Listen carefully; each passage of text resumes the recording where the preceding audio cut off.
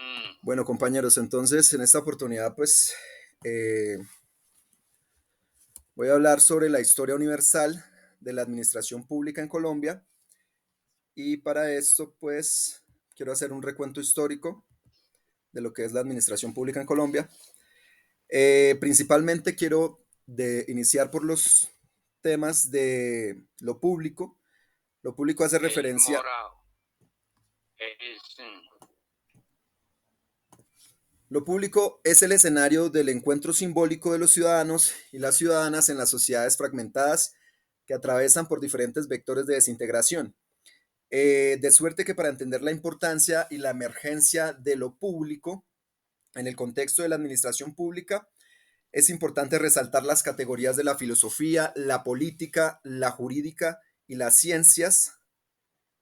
para entender el proceso de transformación que tiene y entender el espacio que nos convoca y por supuesto su contexto en Colombia. En este aspecto quiero mostrarles una relación que existe entre el Estado, el factor territorial, el factor económico, el factor social y la ética que hace referencia en estos dos sectores, tanto el factor territorial como el social, el económico y la ética, a lo público, a la administración pública.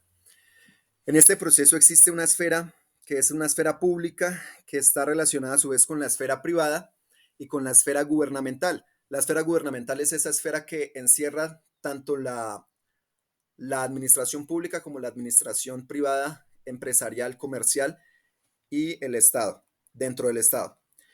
Quiero comentarles una historia de la evolución histórica del Estado, donde se encuentra en primera parte en el siglo octavo antes de Cristo en Asia Oriental. El Estado era conformado en dinastías imperiales, el emperador era considerado como el representante del cielo,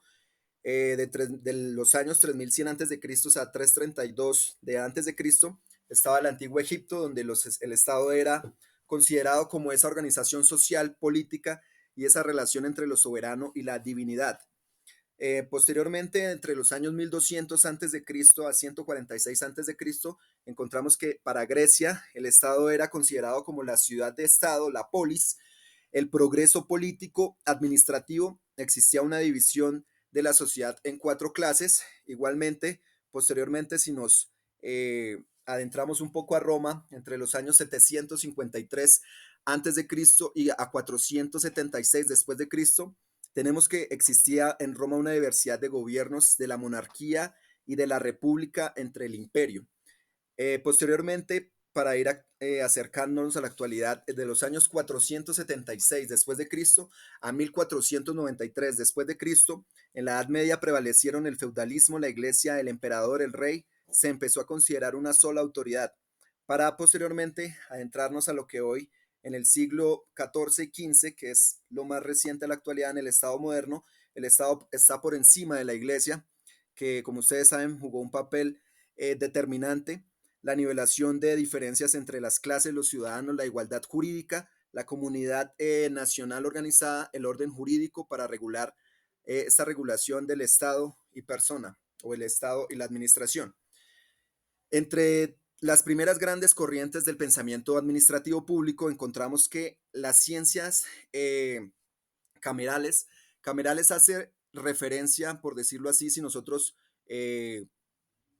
hacemos el parandón a la actualidad con las cámaras de representantes, trayendo pues el término a nuestro país, hace referencia a las asambleas camerales, es porque las asambleas tenían una más conjetura por encima del ejecutivo, entonces por eso se dice que las ciencias de la policía y las camerales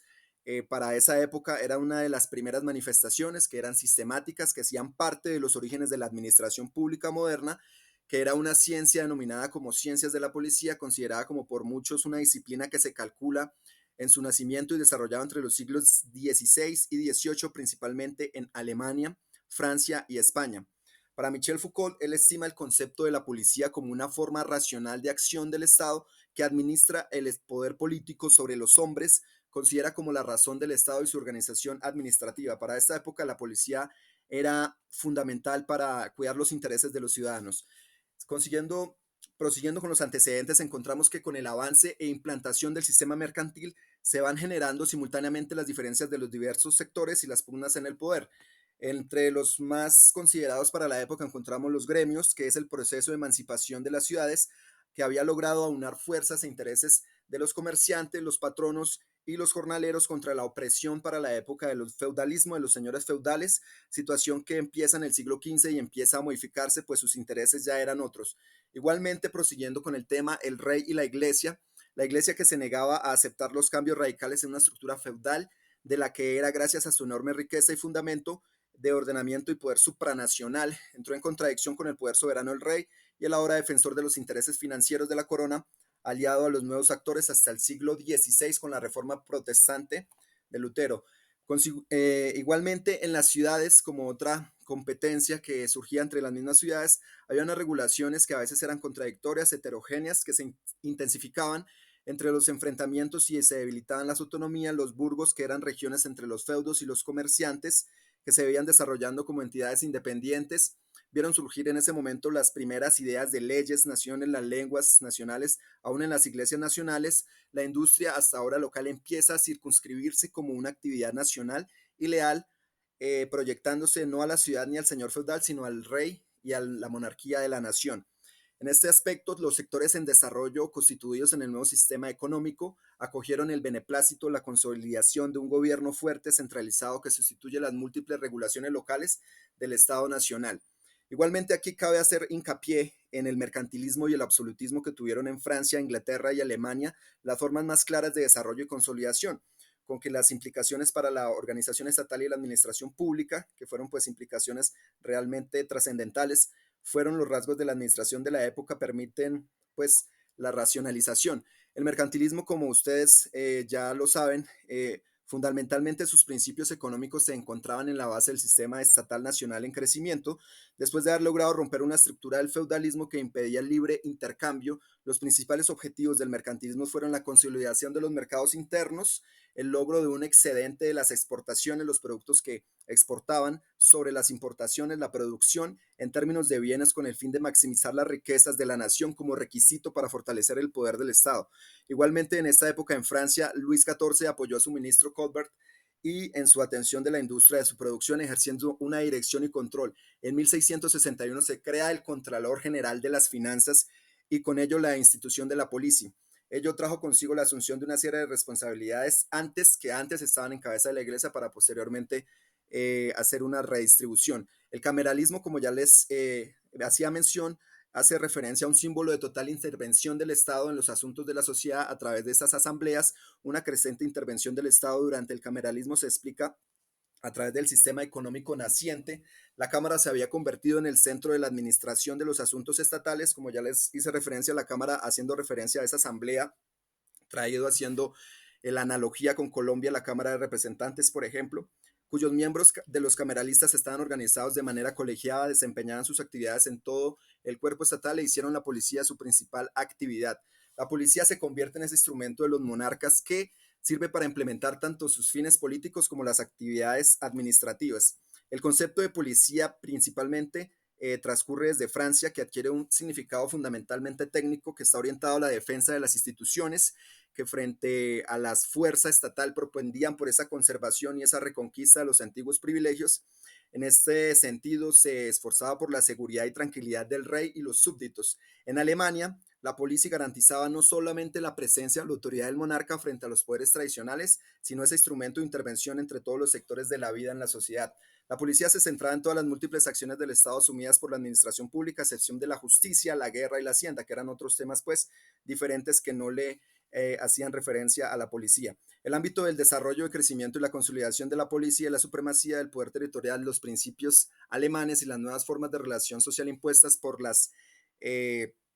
preponderancia de la misma policía fue inherente al príncipe sobre el territorio y sobre los asuntos de la comunidad. Para Alemania se organiza bajo la forma del Estado de policía, el cual, para lograr la felicidad general, despliega su poder y su acción, acrecentando y fortaleciendo el espacio de lo público a través de la administración, para lo cual no estaba excluida ninguna actividad de la vida social. El concepto de la policía es una disciplina que nace para los siglos XVI y XVIII, principalmente en Alemania, Francia y España. Irónicamente, en la Alemania de entonces no triunfó la monarquía absoluta y los poderes feudales impusieron la organización de frágiles reinos en los que no se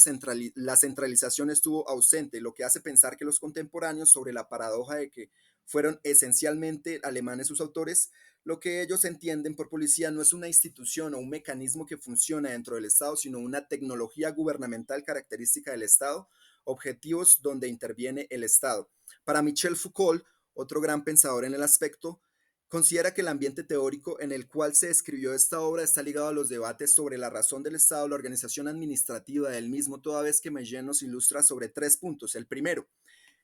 hace referencia a que la policía es una de las cuatro ramas de la administración del Estado: justicia, guerra y hacienda. eh,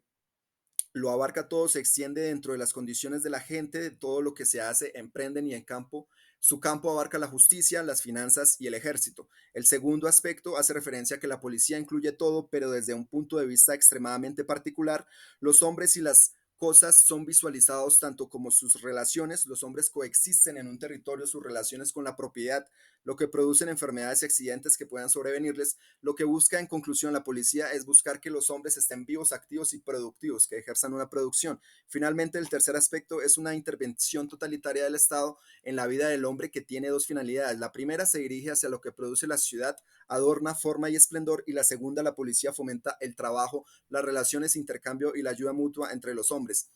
Aquí quiero hacer hincapié al derecho administrativo, la ley 1437 del 2011, que nos rige en nuestro ordenamiento jurídico colombiano. El desarrollo del derecho administrativo como una disciplina humanística fue la secuela de su desenvolvimiento como el marco normativo del nuevo Estado liberal de derecho, cuya base consistió en las normas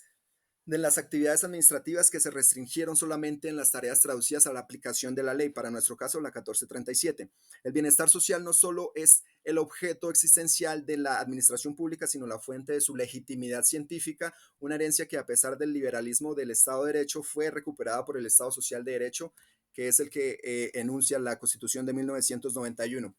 En este aspecto hay un esquema que es la ley, la cultura y la moral. Dentro de la ley, pues como ya les enuncié, para el aspecto del derecho administrativo, la 1437, encontramos las normas formales, la Constitución de 1991, los decretos que hace referencia a la regulación legal, sanciones y respeto por la misma ley, la cultura, las reglas y valores imperantes en una sociedad, la regulación mutua, la vergüenza, el reconocimiento mutuo, y dentro de la moral, como ya lo explicamos anteriormente, los principios éticos personales, la autorregulación de cada ser humano por sentirse bien consigo mismo, para que todo esto concluya en una extensión de un buen comportamiento que no tenga tensiones ni contradicciones. Existe un triángulo en la integridad pública, que es la administración pública, ejerce confianza, una corresponsabilidad y una participación ciudadana. Los ciudadanos a su vez están en colaboración y confianza con los servidores públicos, que son comprometidos y meritorios y que a su vez rinden cuentas a la administración pública. Todo este cuadro, este triángulo, perdón, de la integridad pública está concatenado y tiene relación participativa. Consiguiendo con el tema, el derecho administrativo hace referencia al conjunto de normas que regulan la administración y organización y funcionamiento de la administración pública en sus niveles. El profesor Mario Rodríguez señala que es el conjunto de normas que regulan los principios que inspiran la organización, las funciones y procedimientos y los medios de acción y la responsabilidad de la administración pública. El derecho administrativo, según el profesor Vidal, se encuentra vinculado a la noción de la administración en razón del estudio, la estructura y la actividad de la administración constituye la temática propia del derecho administrativo. Como ya anuncié, la ley 1437 del 2011 tiene unos principios que quiero traer a colación. El primero es el principio del debido proceso, que hace referencia al artículo 29 que está consagrado en la Constitución Política de Colombia. El segundo, la igualdad, artículo 13 dentro de la Constitución, de trato y protección por parte de las autoridades para cualquier caso, en analogía igualmente. El otro principio es el principio de buena fe, que es en actuaciones ante la autoridad con énfasis en la protección a personas con debilidad manifiesta económica, física o mental, de moralidad física o mental. El otro principio es el de moralidad en las actuaciones administrativas. El siguiente principio es el de participación en los procesos de deliberación, formulación, ejecución, control y evaluación de la gestión pública. El otro principio es el de transparencia o conocimiento del poder público de los actos, contratos y resoluciones, salvo los que están en reserva legal. Y finalmente los de publicidad, coordinación, eficacia y celeridad en las actuaciones administrativas. Estos principios, como ya los enuncié, están consagrados dentro de la Ley 1437 del 2011. El derecho administrativo, la teoría del servicio público, inicia en el recuento histórico que venía haciendo en Francia, según la ley 1624 en 1790, en el artículo 13, dispone que las funciones judiciales son distintas y se mantendrán separadas de las funciones administrativas. Los jueces no podrán, bajo pena de abuso de funciones, obstaculizar en modo alguno la actividad de los cuerpos administrativos ni convocar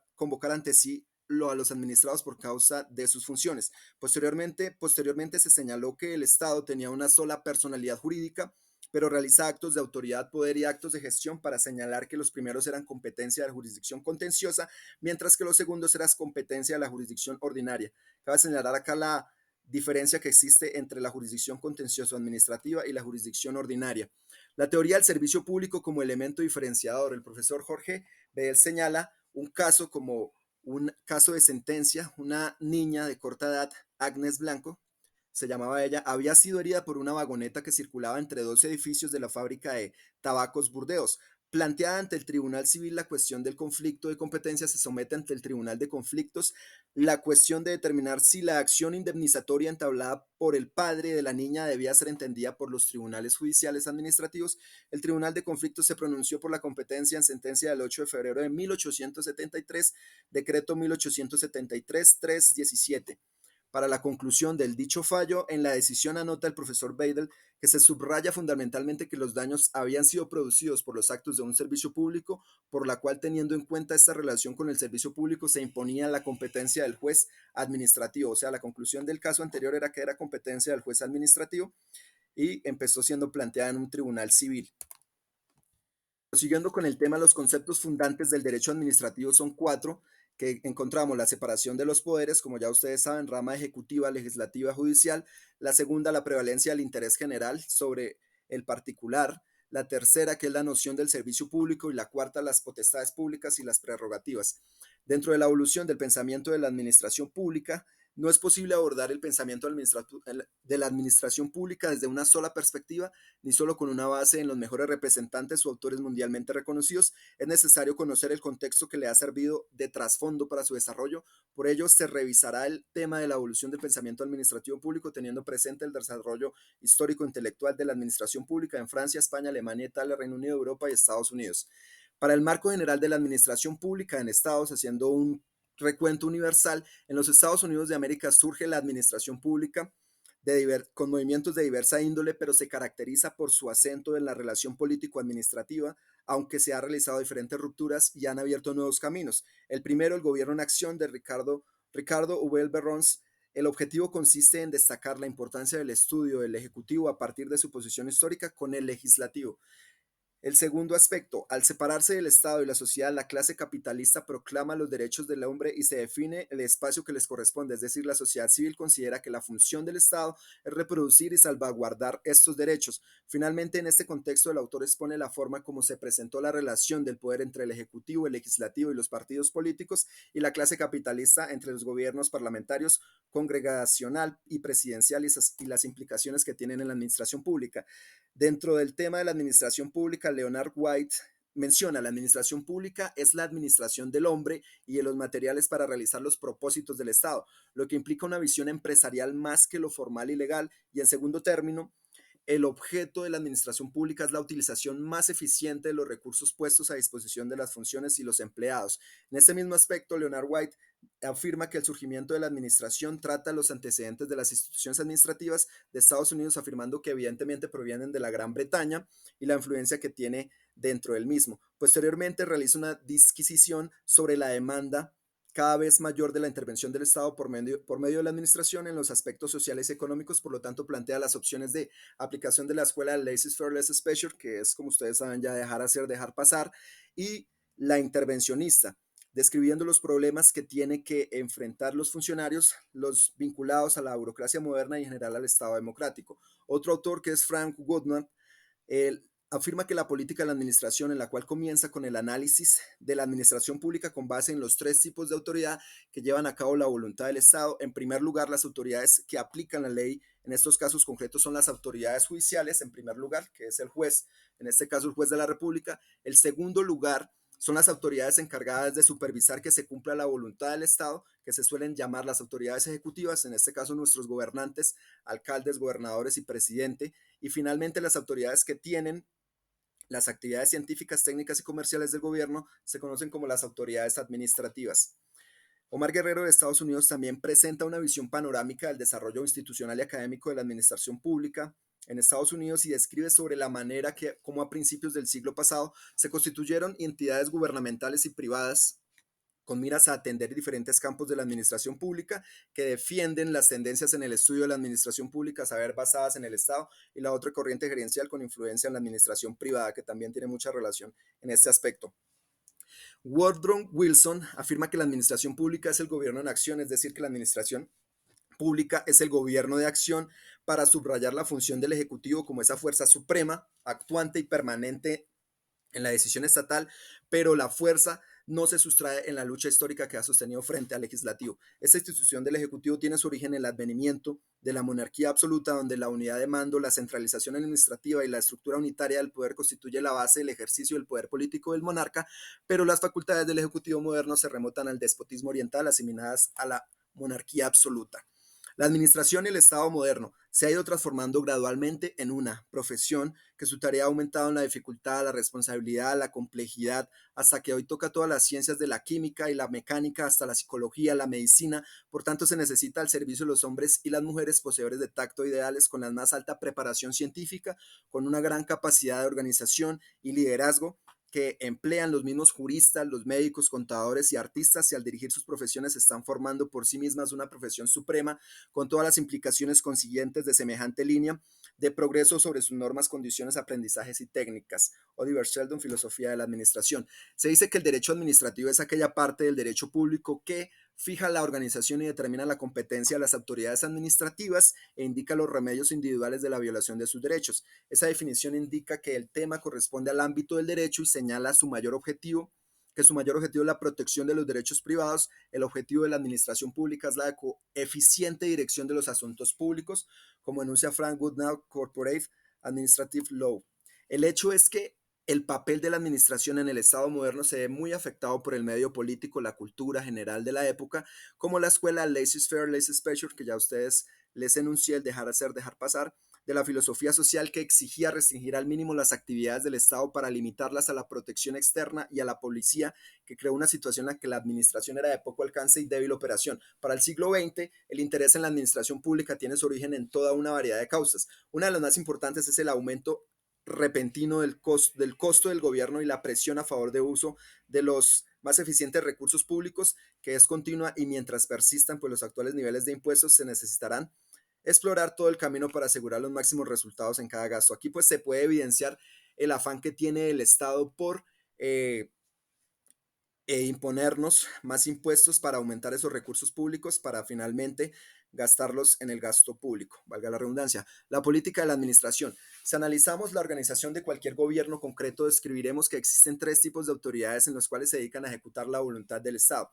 En primer lugar, las autoridades aplican la ley en casos concretos cuando surgen controversias causadas por los ciudadanos privados o autoridades públicas que no observaron los derechos de los demás. A tales autoridades se les conoce primero como las autoridades judiciales, que vienen en segundo lugar las autoridades encargadas de supervisar que se cumpla la voluntad del Estado, que son las autoridades ejecutivas, y finalmente, les reitero, las autoridades que tienen esas actividades científicas, técnicas y, por decirlo así, comerciales, que hacen parte del gobierno y que se conocen como autoridades administrativas. En este aspecto se pueden evidenciar los jueces, nuestros gobernantes y las mismas autoridades administrativas, como por ejemplo cualquier caso que haya referencia a una superintendencia delegada. Existen dos funciones distintas del gobierno y que a su diferenciación resulta en otra distinta que, aunque menos completa, de los órganos del gobierno pueden designarse por conveniencia respecto a la administración de la política de la administración, como es la política se relaciona con las expresiones de la voluntad del Estado y la administración se relaciona con la puesta de estas prácticas en las medidas. El concepto de política de este modo El diccionario Century lo define como la acción de guiar, influir las políticas de un gobierno mediante la organización de un partido entre sus ciudadanos, lo que incluye, por tanto, no solo la ética del gobierno, sino más especialmente, al menudo con exclusión de los principios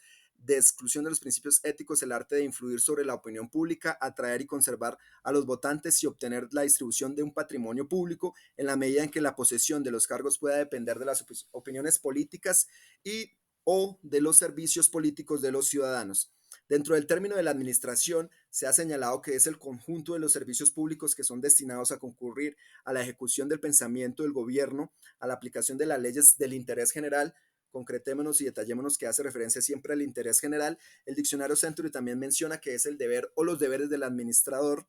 Explícitamente, las funciones ejecutivas de gobierno consistentes en el ejercicio de todos los poderes y deberes del gobierno y los generales y locales que no sean legislativos ni judiciales.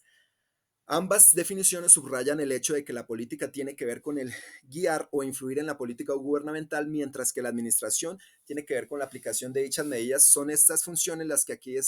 deseamos diferenciar, para las cuales han elegido los términos de política y administración. Dentro del marco general de la administración pública en Europa, encontramos que el cosmos de la Unión Europea durante el siglo XIX existía una notoria afinidad de la teoría de la administración pública en los diversos países de Europa e Iberoamérica, que en ese entonces compartían nociones comunes. En efecto, la Academia de la Administración Pública, los profesantes de los negocios privados y otros estudiosos de los temas afines como la teoría de las organizaciones y las ciencias de la policía han convivido en un mundo conceptual interconectado por redes de sinonimias, analogías y antinomias que juntaban y separaban, especializaban y se diversificaban, pero siempre dentro de un mundo comunicado. No habían existido ningún laberinto que rompiera esos lazos de relación y confundiera con los interlocutores. Para el caso de Francia, en este estado actual de la ciencia de la administración pública, es alentador los pensadores con un prestigio cimentado como Georges Langrot y los jóvenes investigadores de las nuevas generaciones intelectuales que emprenden experimentos de reorientación de la disciplina. Sin embargo, para ser objetivos más que los resultados positivos, debemos considerar que el ambiente grato que se ha creado hoy existe una conciencia del valor histórico del derecho administrativo y de su contribución universal al estudio de la administración pública, pero también se sabe que ha cumplido con su papel histórico que responde a la ciencia de la administración pública a restablecer a base de partir del ideario de Bonin. Igualmente, el estudio de la administración pública nace en Europa en las etapas de la formación del Estado-Nación, más precisamente durante el Estado absolutista. En aquel entonces, la ciencia de la administración era una ciencia aplicada a la administración pública. Para el caso español, en la actualidad, la ciencia de la administración pública española sigue tres líneas de desarrollo estrechamente relacionadas. Una una de ellas camina en la vía del cultivo de la historia de las instituciones y las ideas administrativas españolas, la otra traza la reconceptuación de la ciencia de la administración pública, tomando como base la tradición de la disciplina iniciada por pensadores la primera mitad del siglo XIX y la última se adentra dentro de los problemas en general. Para el caso de Alemania, la ciencia de la administración pública alemana desapareció en los funestos años del nazismo y hubo que esperar hasta la posguerra para que reapareciera. En la actualidad, la ciencia de la administración pública debe visualizarse ante la existencia permanente del Estado de Derecho, donde el derecho administrativo se ha consolidado como una disciplina. Del mismo modo, hacia mediados de la década de 1950, nadie dudaba del peso del Poder Judicial, pues los problemas constitucionales se entrañaban también en un carácter administrativo, de forma que entonces se hablaba de la situación del Estado, de la legalidad por el estado de la administración. La administración pública y la gestión pública también están muy correlacionadas. Es un campo de estudio. La administración pública como un aspecto de la actividad gubernamental existe desde los sistemas políticos, funcionan y tratan de alcanzar los objetivos programáticos fijados por los que se toman esas decisiones políticas. La administración pública como ese campo de estudio sistemático es mucho más reciente. A su vez, estudia los medios para alcanzar los fines prescritos. La actividad administrativa puede desarrollarse en una diversidad de situaciones siempre que el elemento fundamental esté presente, a saber, con esa cooperación entre los seres humanos para desarrollar esas tareas que han sido mutuamente aceptadas como dignas del esfuerzo conjunto. Existen unos problemas centrales en los estudios sobre administración. Dentro de ellos encontramos tres. El primero, las características y la conducta de los administradores públicos, es decir, las motivaciones y el comportamiento de los participantes en el proceso administrativo, especialmente los servidores públicos de carrera. El segundo, las disposiciones institucionales para la puesta en práctica de la administración en la gran escala en el gobierno, es decir, la organización para la acción administrativa y finalmente el ambiente o la ecología de la administración, o sea, la relación entre el subsistema administrativo con el sistema político del cual es parte y la sociedad en general. Finalmente, a manera de conclusión, quiero expresar la estructura y la dinámica de la configuración de una doctrina administrativa, donde en este cuadro podemos evidenciar la estructura y la dinámica de una configuración de una doctrina administrativa. En primer lugar, es estructurar de una manera argumentada la interacción que existe entre la corriente de los problemas, la corriente de ideas, la corriente de las justificaciones y la corriente de esas mismas ideas, la corriente de las metáforas y la actualización en ese sentido. Para su vez, que tiene una relación con las mismas dinámicas, existe una articulación entre los problemas y las doctrinas que se definen de programas de acción, una articulación entre las justificaciones, los valores administrativos a realizarse con diferentes doctrinas y la construcción de un nuevo sentido de la situación. Finalmente, se van a buscar unos resultados que hace referencia a la actualización del sentido de las doctrinas administrativas, las metáforas estructurales, la jerarquía de valores administrativos a satisfacer con el programa de acción, la construcción de la llave de la persuasión, que es el problema de la doctrina de la justificación, para en última instancia el debate y la estabilización, por ejemplo, de las universidades, centros de pensamiento, comunidades de investigadores, asociaciones de profesionales e industria editorial. Este cuadro es de una fuente de Versailles de 1998 y Hood y Jackson en 1997, Holsen y March en el 97. Dentro de las tipologías, en las doctrinas encontramos que las doctrinas tipo que se refieren a la estructura o a la forma organizacional que se prescriben de la organización, las doctrinas tipo quién son ideas referentes al perfil y a criterios de manejo de la gente involucrada en el servicio público, y las doctrinas tipo cómo tratan sobre el procedimiento a seguir. Dentro de esta argumentación existe un carácter doctrinal, los argumentos frente a una diversidad de auditorios como la clase política, los organismos estatales de planeación económica y social, docentes, investigadores sobre el fenómeno administrativo público, agencias del desarrollo internacional, industria editorial universal, entre otros. Finalmente, existe una secuencia de configuración del saber administrativo. Encontramos el gráfico 1 que hace referencia en primera instancia a los problemas, las soluciones, las justificaciones, las metáforas. Consecuentemente, las doctrinas administrativas, consecuentemente, unas series de argumentación, finalmente, para eh, traer a colación unas políticas de gestión pública que se plasmarán en los modelos de gestión pública. Este cuadro también hace referencia a la fuente antes mencionada. Esta secuencia de configuración del saber administrativo hace referencia al saber administrativo en primera instancia, la doctrina administrativa, la segregación de argumentos que fijan problemas, soluciones, justificaciones y metáforas. En segunda instancia, la serie de argumentación que hace referencia a esa agregación de doctrinas. En tercera instancia, las políticas de gestión pública, que hace referencia a la agregación de series de argumentación. En cuarta instancia, los modelos de gestión, que hace referencia a la agregación de todos los anteriores argumentos. Finalmente, la estructura y dinámicas de la corriente de ideas institucionalizadas. Se encuentra en primera instancia la estructura argumental en interacción, que hace referencia a las series de argumentación. En segunda instancia, los modelos de gestión, que son los paradigmas que se enunciaban en Berkeley. En segunda instancia, las dinámicas subprocesos, que está, por ejemplo, el cambio incremental, el isomorfismo, los recambios de los modelos, para obtener unos resultados posteriormente. Dentro del cambio incremental, por ejemplo, la sustitución de series administrativas, la sustitución de reglas de un campo de políticas, la emergencia de un nuevo campo de reglas. Dentro del isomorfismo, unos resultados como la ampliación de la aplicación de las reglas de otros campos organizacionales, y dentro del recambio de los modelos, unos resultados como la visión de la reforma organizacional, los cambios de reglas, la reforma administrativa a gran escala. Finalmente, unas instancias de debate y una adopción al cambio, que esas serán plasmadas y se verán llevadas a cabo, ejecutadas por el Congreso, el gobierno, las entidades de planeación económica y de la función pública, los niveles de ejecutivos de la burocracia, los tribunales, cambio de mediante sentencias, tribunales, ya sea tribunales administrativos en este caso, las comisiones de reforma, los foros de medios de comunicación y las reuniones académicas, entre otros. Eso a manera de conclusión, profesor, culmino el tema. Muchas gracias.